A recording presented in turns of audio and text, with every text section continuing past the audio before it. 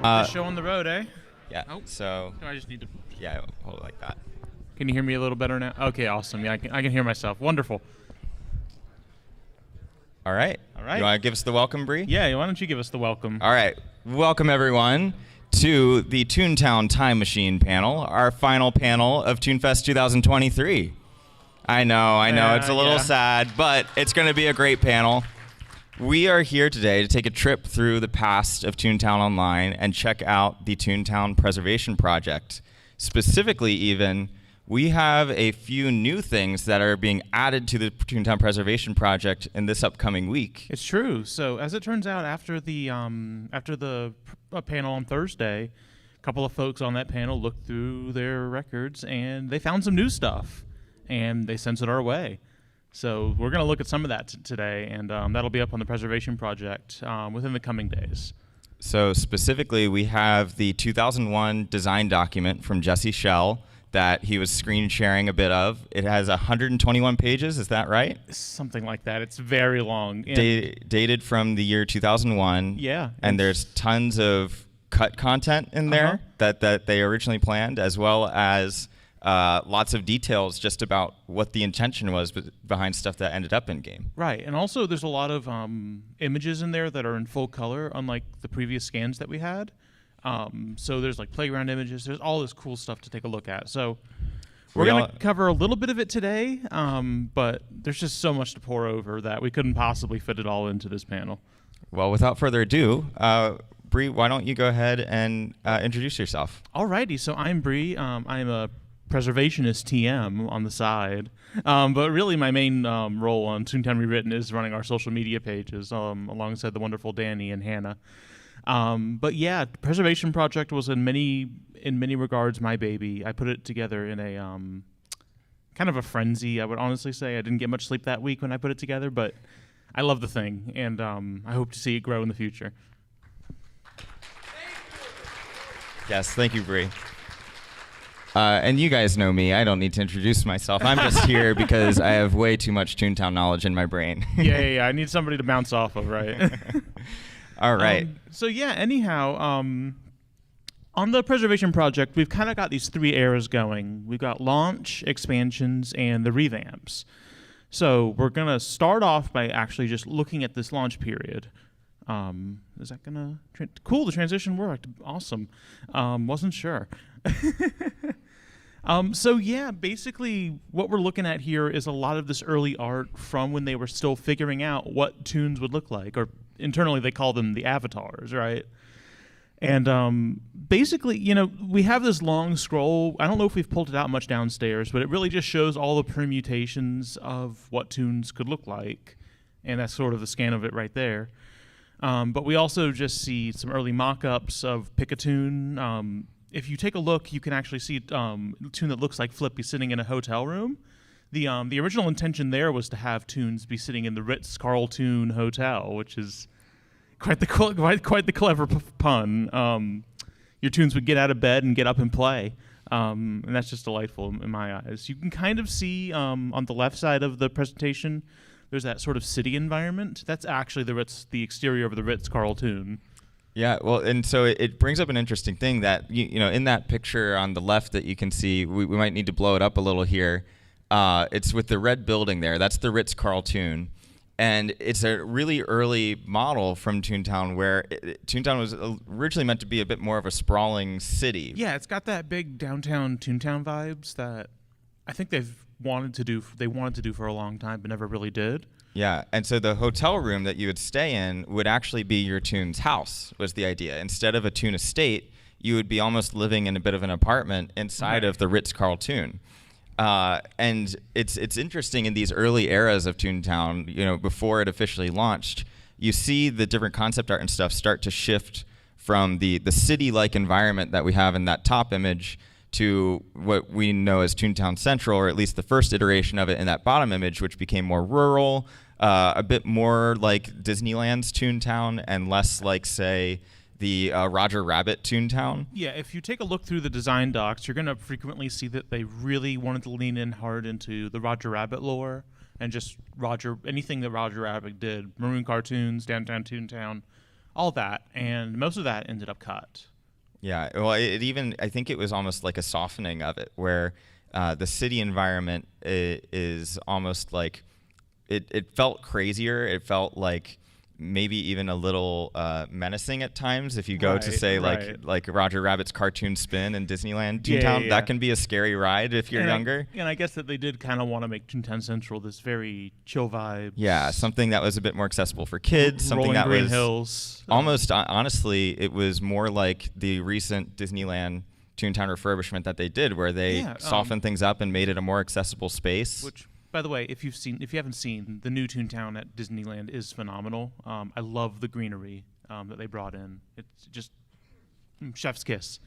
And I'm glad that it's still there rather than turn into a Star Wars expansion. But anyhow, can you unlock the clip? I wish I wasn't doing that, but whatever. Sorry. All right, there you go. All right. So yeah, one of these big things that Jesse actually spoke about briefly during his presentation on Thursday was that they were really trying to propose this online theme park concept. And this is one of the few pieces of art that we actually have kind of showing what that could have looked like. There is some art from the later days when they were trying to revisit that concept in the late 2000s. But this is actually showing their original idea. You can see that there's there's Toontown, there's a Pirates Land, there's an arcade, there's a kind of a music area, ghosts, which I guess would be Haunted Mansion. Mm-hmm. So it's just really interesting to see that this is what they were sort of pitching, like the 100 MMOs idea, which is ridiculous, but it's cool to see that art actually existed of this, right? Yeah, and all of the sort of Disney MMOs like Toontown and Pirates Online, Pixie Hollow were built on Panda 3D, and they had the same architecture. Well, Pixie was Flash, but they were all running the same server architecture. Yes, the same server architecture, and the idea was, as you can see in this concept, like Toons and Pirates and Ghosts, I guess. Hypothetically, they could have coexisted in one shared world. Yeah. It would have been really interesting and really weird. And down the line, they kind of did experiment that. There was like cross chat between Pirates and Toontown and maybe Pixies. Could you talk to Pixies people in Toontown? I don't know if you could. Anyone in the audience know? Any Pixie Hollow players here? You could talk to. That's awesome. I only ever played Pirates in Toontown. Yeah, well, for the brief time that Disney XD was online.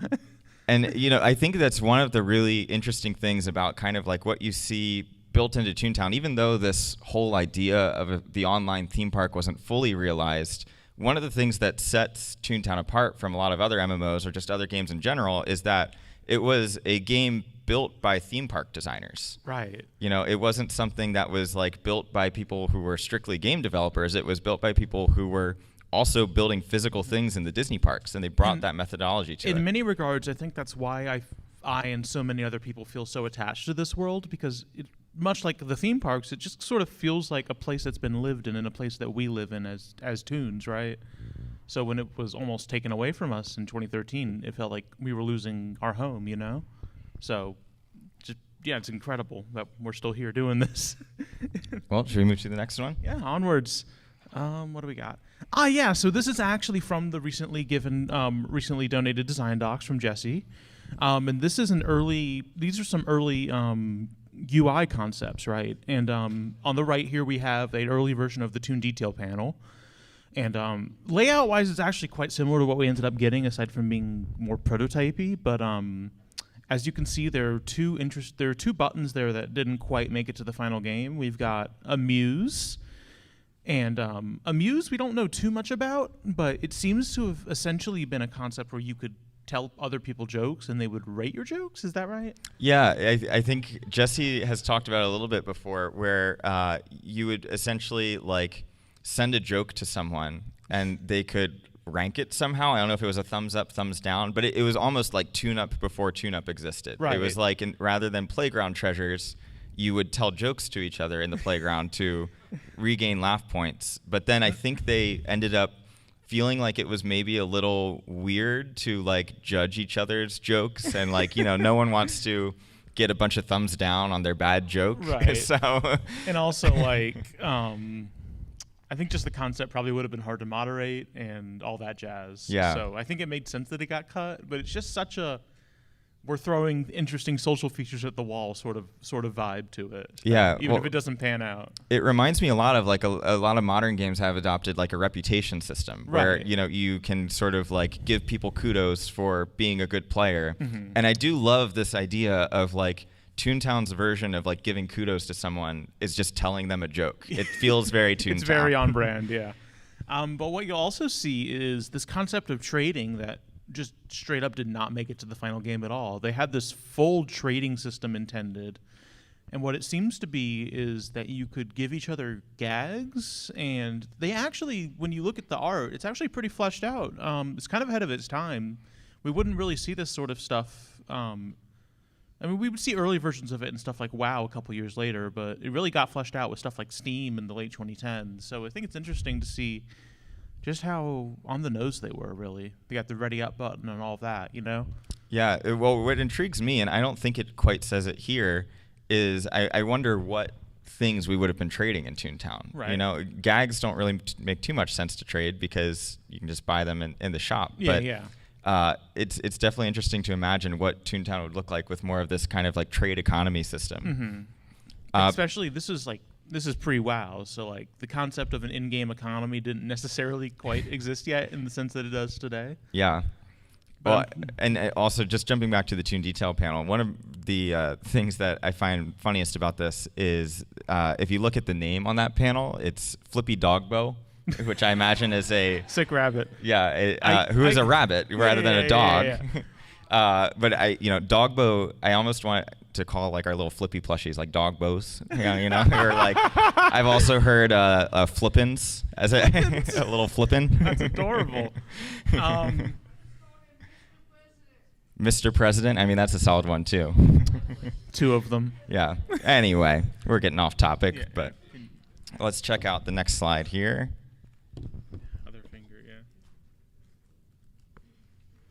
So I mentioned this very briefly earlier, but there's actually some new full color art in these design documents.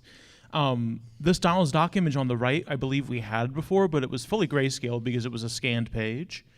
But what's neat about it, right, is that you can see that it's basically drawn over a photo of the game that they were working with at the time. And if you take a look at that, oh, it's big, awesome. If you look at that trolley, that's actually just straight up the like the trolley stand. That's straight up the model that they had working with at the time, and it's actually got turnstiles. I don't have the concept art in this, but there's a piece of art somewhere that basically shows this idea that they would have people queue up like a theme park. And what they found out was that it doesn't make any sense for an online game to be queued up in line for the trolley. Yeah, because that is everyone's favorite part of theme parks. Waiting in line. This is the ride. And the Donald's Dreamland one is also really interesting. You can see it's a little less developed than Donald's Dock was because they didn't have anything in game as far as I can tell. This is just straight up a piece of art. Yeah. And I really love the sort of cloud swan and sheep that are just floating in the clouds.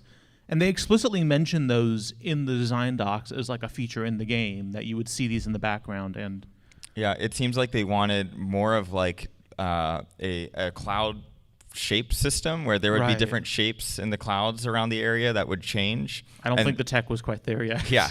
And the other interesting thing about this is the design doc specifically mentions that the bed in Donald's Dreamland is a giant trampoline, and Toons would be able to bounce around on it. Clearly was cut for the budget. Right. But the thing about these concept images, and there's others in the design document too that you'll be able to see on the Preservation Project, is a lot of them kind of showed up in other ways. Like I think the Daisy Gardens one was used in some promotional material. Yeah, there's the full colored Daisy one in there. That showed up somewhere else. Donald's Dreamland is obviously what they based the map version off of because it has the tunnels on each side of the playground, like on the two bed frames rather than on the upper levels. Right, and also that moon, I believe. Is that moon is the one on the map different, or is that the one just in the sky? I believe that's the same moon on the map. It's awesome. I think that's probably the highest resolution version we have now of that moon. Yeah, and do with that what you will, community. But yeah, let's keep it going. So this is just some interesting mini game stuff for the trolley.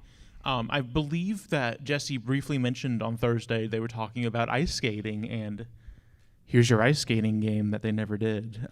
It seems to be a Frogger clone, right? But essentially, they would be ice skating between these paths.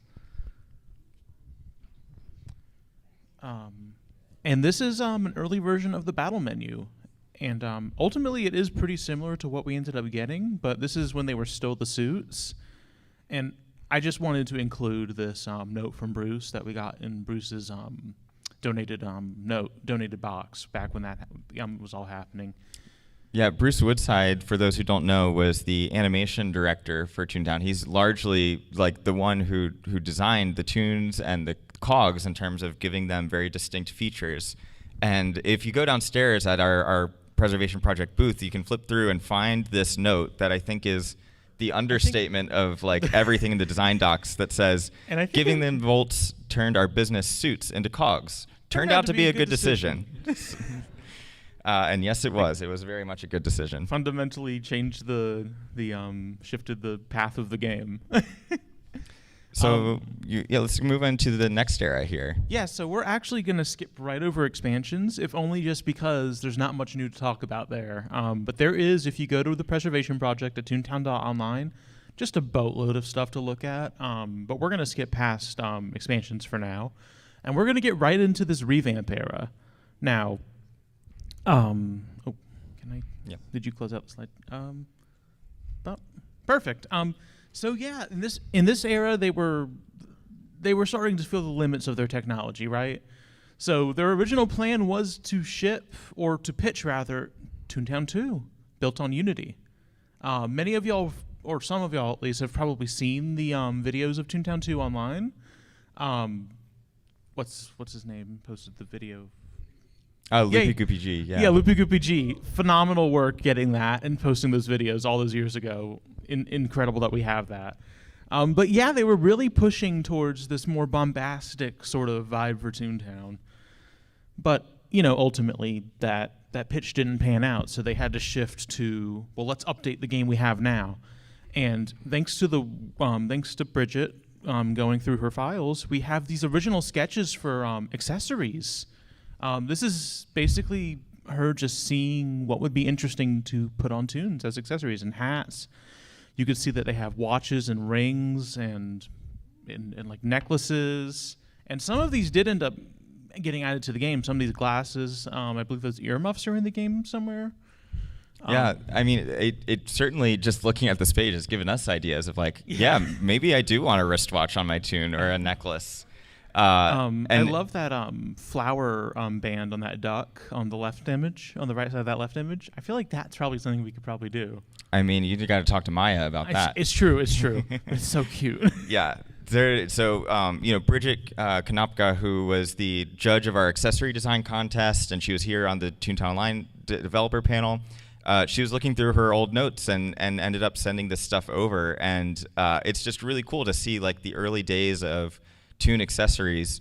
And it does make me wonder at what point these sketches were made, because I know accessories were added much later in the game, but Bridget had told me that she was pushing for accessories from the very beginning. Really? I didn't actually know that. Yeah, it was something that she had always been kind of like asking the programming team, can we do this? Can we do this? And then it finally did happen, and we are all grateful for it. Yeah, accessories are awesome. So this is actually additional accessory designs, but also they really apparently they were interested in doing doodle accessories. So we've got these fez hats, and we've got this top hat on these doodles, and I kind of want to do this. I've been pushing for this for a long time. I don't know. Yeah, who wants to see doodle accessories? Okay. Maybe we'll add it to the list. Thank you for validating my concerns. But this is also just a really interesting look at the early design of doodles and how they shifted over time. And you can sort of see underneath of there, it's describing all the different emotions that they were imagining for doodles. There's sad, growl, proud, play, and beg.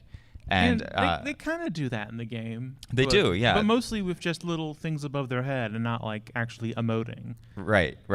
And you can see the one in the middle has a stick that they're fetching. There must have been some fetch mechanic that they were thinking of. She's very proud. Yeah.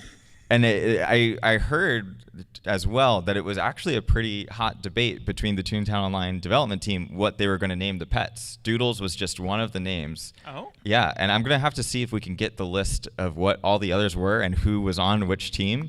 But it was like, from what I heard described, it was a pretty fierce competition, and Doodles ultimately won out. I can't imagine a world where they're not Doodles. Yeah, I know. But also another Scribbles or squiggles. I mean, I'm sure it was stuff like that. Right, Sketches. Right. Another interesting thing is on the right side here, you can actually see between the two sets of shirts that they were really sort of experimenting with different brand logos almost, like in lore. They're all sort of variations on the word Toontown, like TT. But I think it would have been really cool to see like branded clothes like in the game. Yeah, definitely. So moving on here, this is another really cool new design document that was given to us by Gaedo. It is what we know is the newest version of the field office's design document for Toontown Online. So about a year ago, we got a design document for field offices, but it was versioned, I think, 1.6 or 1.7, and it was old enough so that they still called it Cog Dominiums. But this is effectively the final version of the field office's design document now, and that's going to be up on the Preservation Project. Yeah, and let's hear for that. Thank you, Gaedo.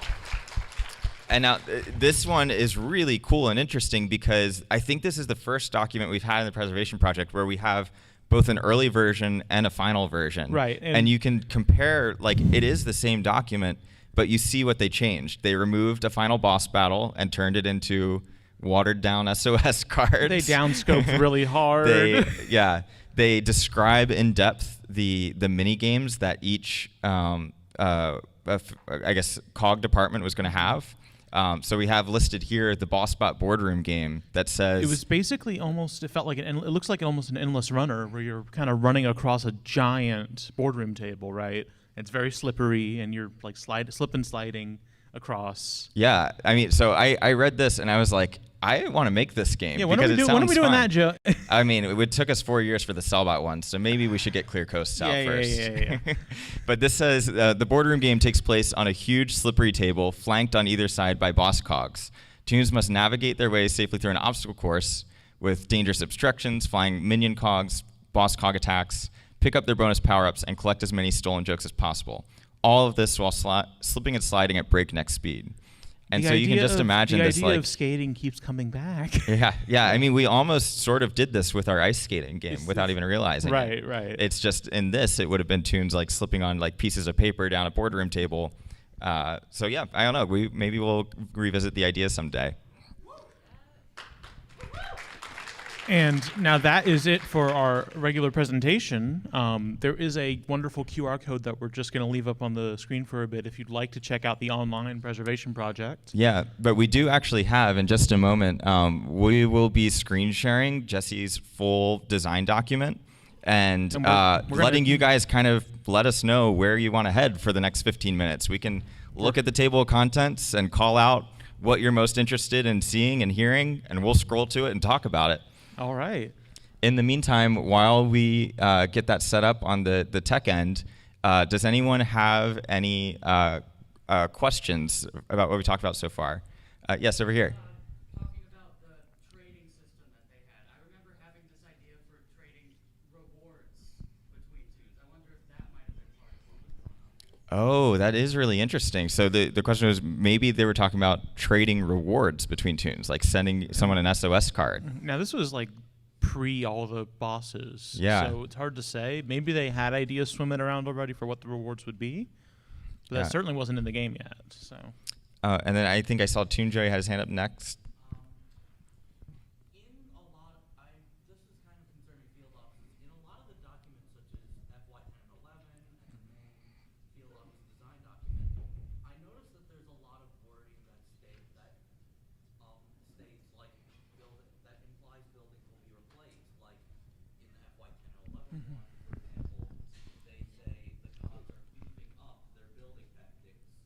Yeah. and some other strange wording. So I was wondering, do you know if there were any plans at all for the field offices to replace buildings altogether at any point? Yeah, so as far as we can tell, that was the intention because they felt like the COG buildings that we have today were getting very outdated in terms of gameplay. So Yeah. Yeah. you can kind of see that in the sense that they changed the building distribution to be like overly field offices for a while, and people complained a lot, and they reverted that. Didn't they revert? Well, they Or nerfed, rather? I don't think they totally replaced them, but they did like scale back on how many would spawn. Right. And But it seems like had they had their way and released all 4 field offices, I think they might have just replaced COG buildings, which I don't know how I feel about that, but it's an interesting idea for sure. Imagine doing like 50 of those like crappy. You want to play Maze Game 50 times? yeah. Yeah, 24 plus story maze games that so the really interesting thing is that like after they were going to build Toontown 2, right? They did some prototypes and then ultimately that project wasn't greenlit, but they're like, well, let's take some of our ideas for Toontown 2 and just remaster Toontown, and it's almost what we're doing now. And that's where we got the silly meter and street props. You know, they replaced all of their old static street props with something more animated. And with field offices, that was going to be the next step. Like, they replaced street props and made them more fun and interactive. They wanted to do that to COG buildings next, where the original design doc, you know, when you read through it, it's much better than the field offices that we got in Toontown Online. And the idea would have been, yeah, they would replace buildings entirely and kind of upgrade the game in that way. Now, I know we have some more questions, but we have our design document up here. So I want to just scroll down to, well, first, I'm going to call out, this is from February 7th, 2001. This one's explicitly versioned as 2.6, which I don't think any of the other ones we have version numbers on them. And we're going to scroll down to the table of contents, and I'm just going to kind of slowly scroll through this, and you guys shout out if you see anything you want to hear more about. Here, let me zoom in a bit more. Cog Detail Panel. Yeah, all right. Let's hop down to page 26. And this document is so old, I can't just click on it. I got to actually scroll. All right. So, Cog Detail Panel. It looks like it's actually honestly pretty similar to what we got. It's basically what we did get. Yeah. Yeah. So it just has a different name, I think. Mm-hmm. But and also they cut the idea of the blurb about the cog. Right. That's a lot of writing work. Well, it reminds me when we were looking through this last night, Bree, we were looking at the section about classic characters, and it said, like, TBD, we need about 50 phrases for each classic character, right, like Mickey, yeah. Minnie. I think we had 10 in the final version. I think they cycled between like 10 or so. Yeah. All right, well, let's keep scrolling through here. And shout out any other things that you want to see. Yeah. Yeah. Hotel room and achievements page? Yeah. Ooh, Toontown Geography. Let's take a look at all 3 of those things. So first, let's start with... Hotel room, I think. Yeah, hotel room. Let me know if you know what page that's on. I'm looking for it. It's 18. Yeah. All right. So heading down here to 18. I think it'll have the screenshots in there. I believe they did. Nope, certainly did not. All right. So, yeah, it says, if the player has played before, there is no tutorial. And after a Toon is selected to play, we see a sequence of a Toon in his or her hotel room, waking up, opening his or her sticker book. We then transition to a view of the map in the sticker book, giving the player the ability to select a place or friend to teleport to, and thus enter Toontown. Where are we dropping? Yeah. Which is a really cool thing. I mean, that's something people still request today is, can I select what district I'm going to enter or which playground I'm going to enter on start? And I love that idea of a friend, too. Like, right away, I just want to teleport straight to my friend at their COG building. That would have been fun. So, there's tons of great ideas in here that we still get to pull from. Or to teleport whenever you have a Toon task. Yeah, definitely. And And so it says this is exactly like the normal sticker book interface, but the closed book function's missing. This forces the player to enter Toontown by making a map or friends list selection, or to quit out of the application. Other sticker book pages, the friends list, and chat interfaces are also present at this time. So yeah, really, really interesting stuff. It's like a totally different way to enter the game. So we were going to do Toontown, like, I think layout. achievements was the right, one we were before gonna do that. achievements first. So let me know if you guys see where achievements It's, are. I think above. Yep. I Game think it's under interface. Game interface. 31, it 31. looks like. Let's scroll. All right, down we go to page 31. All right. So, Bree, you want to take us through this section here? Yeah, so apparently they had a plan for an achievements page long ago, and it looks like that as you did the achievements, you would get star stickers. I suspect that the star stickers concept was sort of evolved or repurposed into the spinning stars on your head for cog buildings. But yeah, you would get, I don't know, I guess stickers based on your progress through the game, and maybe it was also cut because laugh points is also a good sort of measure of how far you are.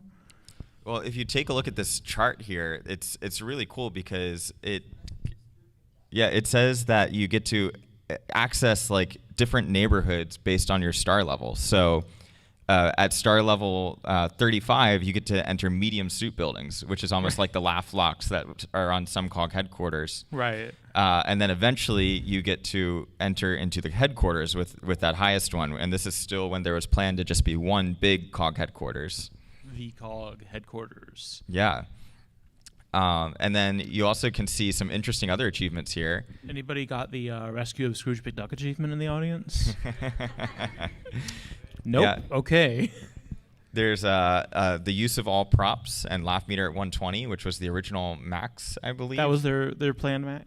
I think it was the original What plan did they max ship based at? off Was of it like this. 100 when they shipped, or was it like 90? Does anyone know what the original max laugh was for Toontown? 100? It was yeah, I think 100, it was okay. 100. Well, unless your name is Roger Dog, because apparently Roger Dog knew bugs to get above 100 in 2003. So now let's take a look at the geography section. Let's see. I don't know if I skipped past it.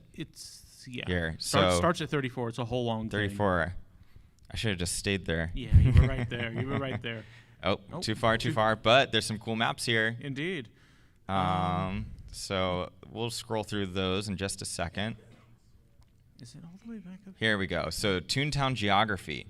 We have districts, which we all know. You know, if 375 districts isn't enough, we can just make more. And then, district names will be randomly picked from a pool of 375 names. It does look like this is essentially the final names that ended up in here. I think that is the system they used, yeah. And then it says each district consists of 9 neighborhoods. Each neighborhood has a playground or playground where cogs cannot enter, and streets where the players may encounter cogs. It has a purpose of the playgrounds, which is really cool from the design end to see what that's all about. We, of course, get details about the trolley. Well, hold on. Let's see that Jesse art. Oh, yeah, of course. Anything you see that's like, a stick figure kind of thing, these are Jesse Shell drawings. He is so gifted. Yes. And then, let's see, as we head down, this is just some storyboard of the trolley sequence. And let's take a look at some of these pieces of artwork, because these are really cool. They're beautiful. This says specifically Toontown Central is themed like Toontown and Disneyland. And it looks like we have is this a public library? Closed today. And then if we keep going down. Oh wait, go back up a second. Yeah. A little more fish. They're talking about fishing. Oh yeah, there's redfish and bluefish and goldfish. 5% chance for 5 laugh points. All right. Well, we only have a couple minutes left, so let's just quickly look at some of these images. We've got Donald's Dock again. Let's head down to the Berg. Yeah, very cool. Well, take a look closely at this igloo. In Beta 1, they actually had that igloo, right? Yeah, and you can see that it looks like there's a Toon or maybe Goofy stuck up inside of it. I love that tree just split in half. Oh, yeah, you can see even the ski marks from where he slid into it. And then, let's see, we've got Minnie's Melody Land with its famous merry-go-round in the center. If we keep going down, Let's see. We've got some text about Goofy Stadium. Yeah, no but- pictures of Goofy Stadium, but it looks like they had planned like the racetrack, and we list like option 1 and option 2. It looks like Goofy would be jogging around a racetrack. It seems more like the races here were like foot races. And also, apparently, Goofy would have a starter pistol, which kind of would. Please don't give Goofy a pistol. Yeah, I think that's a very dangerous thing to give Goofy. Here's Daisy Garden. Yeah, so we've seen this image in some promo material for Toontown. Funny Farm, some details about that. Specifically says themed after a 20s black and white cartoon. It looks like their NPC would have been Mickey fishing. Oh yeah, you're right. Shh, don't scare the fish. Here's the Dreamland artwork we saw earlier. And let's see, Construction Zone. So, I'm going to give away a small secret here. Construction Zone was one of our ideas for the new playground we had talked about. We had a pitch. It was, among those 20 ideas that we discussed, but we did go back to this idea and, like we mentioned, looked at some scrapped ideas from Toontown Online. Part of me really wanted it, but I think that the Island of Clear Coast was the right call for us. But yeah. Yeah, and so this says this is a Goofy playground again. It says Goofy's trying to renovate, but just never seems to get finished. The neighborhood is littered with work and tools and machinery, and buildings are half finished. And then we've got a whole bunch of TBD of the headquarters and the vault. It looks like that was even done in March, but maybe they hadn't updated the other dates. Right. So we've just got 1 minute left. Are there any quick things that you all want to see from that table of contents? Anything you saw earlier that stood out that we should hop over to? Sticker book map. Yeah, let's see. Where was that at? Somewhere at the top here. The intro might be an interesting one as well. Yeah, here. Sticker book. Okay, 26. 27. All right. So we're You just can't help through. but talk about 26. Oh boy. So there is a script for the original tutorial with Mickey that we're scrolling through. This one's different than the one in the other design docs as well. This one's a lot more streamlined, but not quite what we still got now. Some other tutorial details. We got this early screenshot of kind of a mock-up of the UI. And then as we continue, we got that. We got the chat system. Almost there.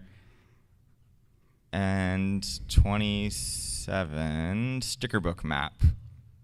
And here, a lot of us have seen this, but this is... I think Jesse got this out in higher resolution, but it's still just an incredible map. So we have Funny Farms, the black and white playground. We have Goofy Stadium over here, where Goofy Speedway would have been. Construction Zone down below. And then each of the 4 COG headquarters that have different designs than we ended up with.